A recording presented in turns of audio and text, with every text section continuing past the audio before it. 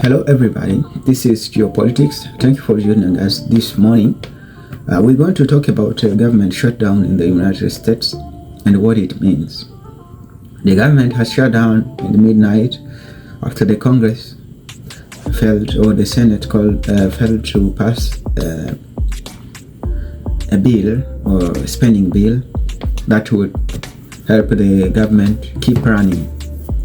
This means that there are some federal employees who will leave, those who are deemed non-essential, and those who are deemed essential will remain. Donald Trump said he would use this occasion or this opportunity to fire some employees who are not essential. That's what he said. That are bad for them and irreversible by them. Like cutting vast numbers of people out, cutting things that they like, cutting programs that they like. So they're taking a risk by having a shutdown because of the shutdown, we can do things medically and other ways, including benefits. We can cut large numbers of people out. We don't want to do that, but we don't want fraud, waste, and abuse. Well, as the Senate. But also, this means too that like the National Museum or National Parks, some will close, those who are controlled by the federal government. The U.S. government is now officially shut down, partially. Congressional leaders and President Donald Trump failed to reach a deal or pass a short-term funding bill that would have kept the government running. A shutdown could lead to the furlough and firing of a large number of federal workers.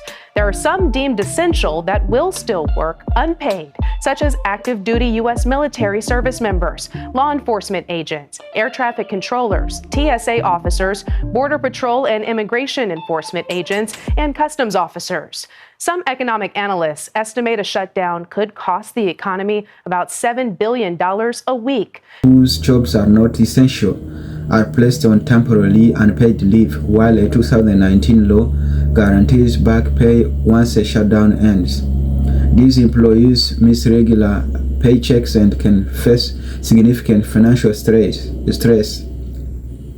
Excepted employees, workers whose jobs are considered essential for protecting life and property, such as active duty military personnel, TSA agents, and air traffic controllers, must continue to work without paying during the shutdown.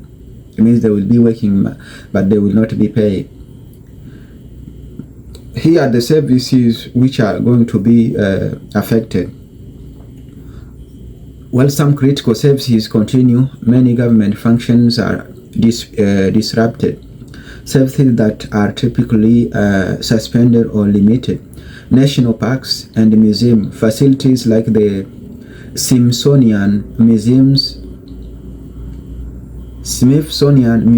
usually close. In some cases, national parks may remain open with minimum or not staff, which has led to vandalism and safety concerns during past shutdowns, proceeding and inspections. Applications for small businesses, loans, some passports and visas, processing routine food and drug inspections are put on hold. Scientific research agencies like the Centers for Disease Control and Prevention, CDC, and the National Institutes of Health, NIH, may furlough a large portion of their staff, delaying important research and new clinical trials. Economic data. The release of key economic indicators like monthly jobs and inflation reports may be delayed by the Bureau of Labor Statistics. Services that continue to operate. Postal Service. The U.S. Postal Service is self-funded and not affected by a government shutdown. Mandatory spending programs funded by mandatory spending such as Social Security and Medicare continue to issue checks, though related services may slow down.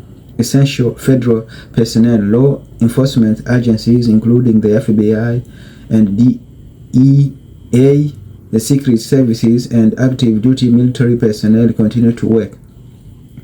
economic consequences, shutdown can have significant and costly economic impacts.